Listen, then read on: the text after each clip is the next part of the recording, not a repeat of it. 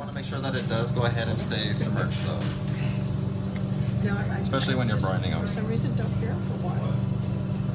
So again, we're just going to go ahead and shake it off, get all that excess off. There's always a lot of crevices. I'm not going to tell you this pieces is of going to be chicken. better than most, but Well, then you're going to make me taste it. I think you should. As long as you can convince him to get your glass. Had a friend bring over. Yeah, as soon as we get these started, I can go grab Do you mind everybody. getting full glasses for them? And Sure. then we'll just, you know. Right, nice? Yes. Okay. That makes a huge difference. It does. Yeah, because I have the good ones and the bad ones, and I rarely touch the bad ones. Right, so we do have a nice, I agree.